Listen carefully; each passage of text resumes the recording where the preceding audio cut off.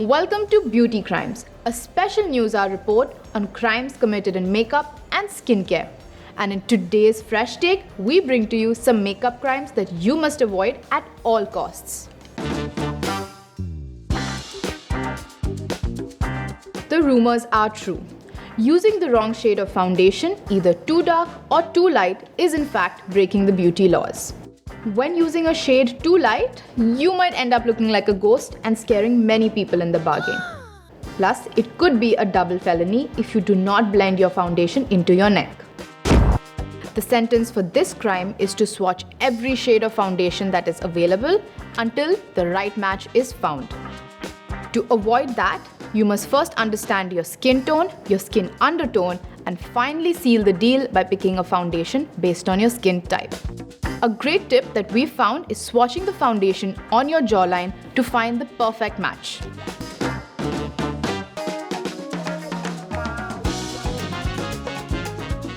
Moving on to a very popular crime amongst youngsters these days is overdoing the lips.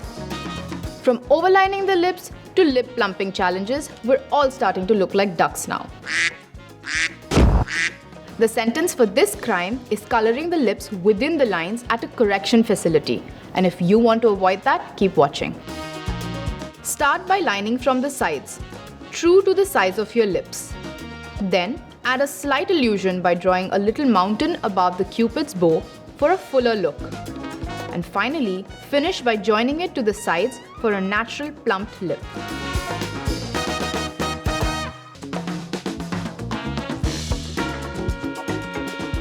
Next up, we have a case of terrible blending bruise blues that you must avoid at all costs. And quite a tongue twister too. But this crime basically means using the wrong blending technique, which makes your makeup look more like a bruise rather than bronzer or blush. Often people committing this crime claim that they have been wrongfully charged for starting a fight.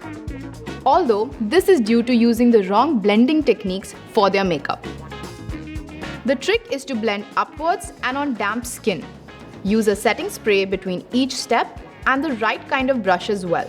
An angled one for bronzer, which starts from the top of the ear and blends all the way to the middle of the cheek. Moving on to blush, use a fluffier spread out brush and apply it on the apples of your cheek.